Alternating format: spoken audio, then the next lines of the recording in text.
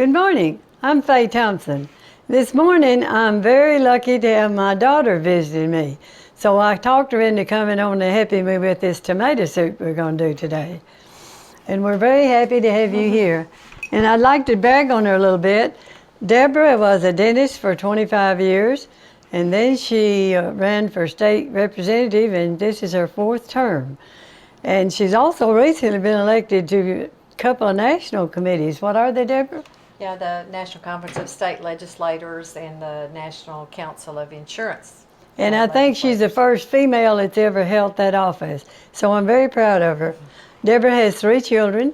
She has 2 girls and a boy. Catherine is the oldest one, and she's a medical doctor. And her son is a business, I don't know what he does even. He has a business degree. And then the youngest one has a PhD degree, and she is in Santa Barbara teaching, I think, or doing research, isn't it? Research, okay. And Scott is a software engineer. Oh, is that what he does? That's her son she's talking about. And her husband is a medical doctor here in West Memphis, and he is a radiologist. So Deborah also has 2 grandchildren. They're my great-grandchildren. Her oldest daughter has a little girl named Mary Catherine. She's about 1.5 years old. And then her son has a little boy named Thomas, and he's 5, I believe, isn't he? Is he 5? He's 6. Oh, he's growing up. I don't see him a lot. So I've told you all about her now, so we're going to get on to making this tomato cream basil soup. And I'd been wanting one of these tomato recipes for a long time for a soup, and had one of my friends the other day to stop and ask me, do you have a good tomato soup recipe? And I said, no, I really don't. And it was strange that he asked me that because I was already working on one. And then when our daughter came over here, she said, yeah, I think I know how to do that. So I said, great, you can just do it tomorrow then. Well, I just love soups because they're so easy. They're so much better than canned soups, and especially when it's cold like this in the winter. I'm so proud of my mom. She's 91, and to be doing a cooking show at 91, I hope I'm still as active as she is when I'm her age. My husband's duck hunting this morning, so I got to spend the night with my mom and cook with her this morning, which is a real pleasure. This soup is really easy. It can be served hot or cold, and like I said, it's so much better than canned soup, and you can freeze it and eat it later. This recipe is really in 2 parts. We cook the onions and the tomatoes and the chicken broth down in a Dutch oven and with the spices, and then we're going to make a white sauce with milk and cream and add to it to make a cream soup. You know, when we were talking about doing this soup the other day, I thought how good that would be with a grilled cheese sandwich or one of those pimento sandwiches. Right. My daughter-in-law makes a special pimento that we make sandwiches out of. One day I'm get her over here and we're going to do a video on it. Then you can serve that with this soup.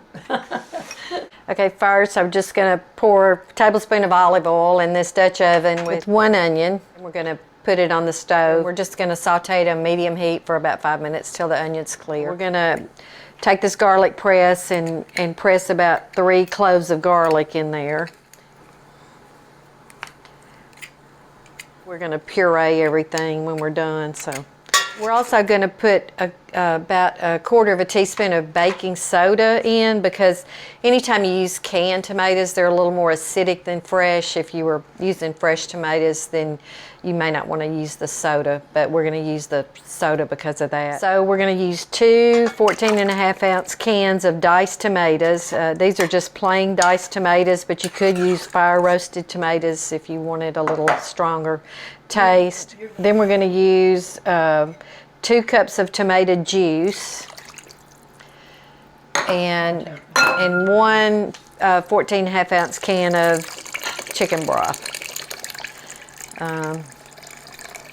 Mom had her own fresh basil, frozen it, and then we just chopped it, and we're going to put about 1/4 cup of fresh basil in, and then salt and pepper, and I like a little red pepper. You know, everybody doesn't like that if you don't like it particularly hot, but you know, I like red pepper. I usually put about 1/4 teaspoon of red pepper.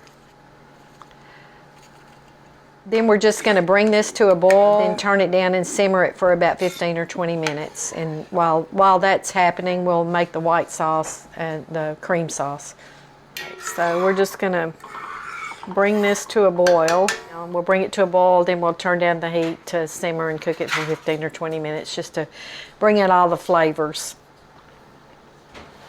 Okay, we're just going to make a simple white sauce. I've got, equal amounts of butter and flour. 2 tablespoons of butter. I'm going to melt those, and then when that's melted, I'll add 2 tablespoons of flour. But this is, it's just a simple white sauce like you would make for anything. Of course, anytime you make a white sauce, you want to make sure you cook. I don't want to brown it, but I want to make sure that I cook the flour, make sure the gluten in the flour is cooked for a couple of minutes. I kept saying it was a roux. Debbie said it's not a roux. A roux's cooked a lot longer. Yeah, roux is really brown and cooked for hours, like for a gumbo. Bechamel. It's essentially a white sauce. It's the same thing. Yeah, Bechamel is just a fancy French word for it. Okay, so when this is kind of cooked but not brown, then with any white sauce you can add whatever liquid you want. We're going to add 1 cup of whole milk and 1 cup of whipping cream. So if you'll put those in there. When you add the cold milk, you want to add it all at once. And then we're just going to cook this on very low with a wire whisk until it sort of thickens. And then when our tomato mix is finished simmering and this is thickened, we'll add it to the tomato sauce to thicken the soup and make it a cream soup. Now our tomato mixture has simmered for about 20 minutes. So we're going to pour it in the blender and puree it.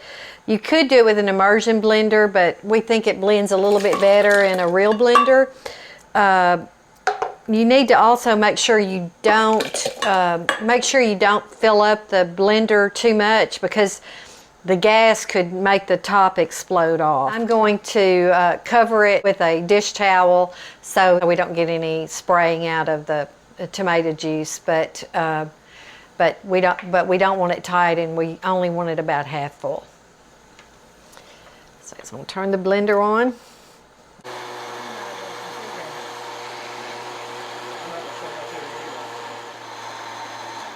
Now that I have this pureed, I'm going to pour it through a sieve, and Mom is just going to use a little wooden spatula to push it through the sieve, and then we'll just do this until all the tomato is pureed, and then we'll go back to the stove and add the cream sauce to make it a cream soup.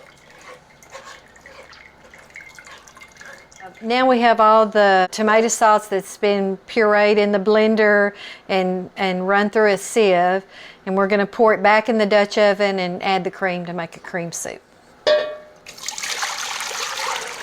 Ooh, that's pretty, isn't it? Mm-hmm. Looks good. Mm-hmm. Okay.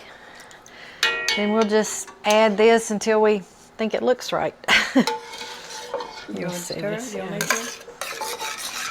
Let's see.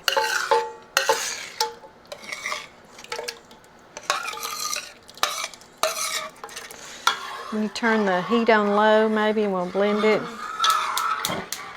There we go. You want it low? Yeah, just on low.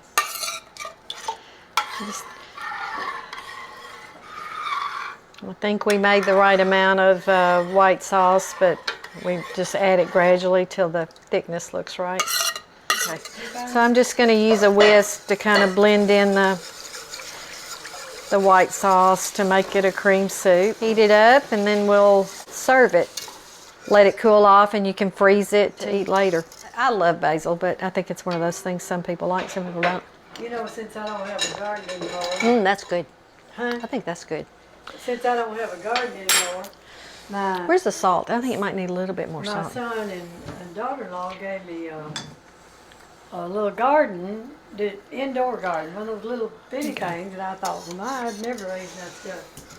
And you can't believe how much you can grow. I grew basil back there, and when it gets up like 8 or 10 inches, you need to trim it. So I trim it and put it in the freezer, and that's what this basil is. I raised dill. I had, I don't know, a lot of little herbs you can raise. I enjoy it. Well, this is really good when you have tomatoes in the summer. You've helped me can tomatoes before. I'd never done that until a couple of years ago, and they're really good to save for soup. You can taste it and see if you think it needs. I don't think it's hot. You think it's hot? I don't think it's hot, but You don't think too much pepper in it? I don't. But That's delicious, isn't it? I think it's good. It's really good.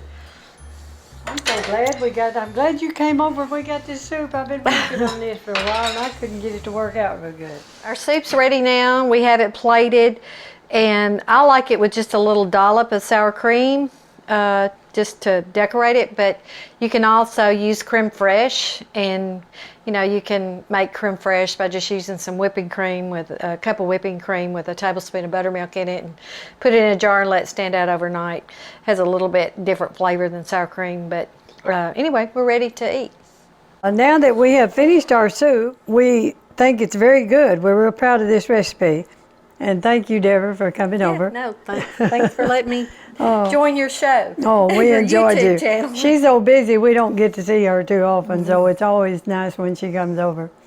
But anyway, I hope you enjoy this recipe as much as we do, and I hope you watch us on another video of family recipes, and thanks a lot for watching.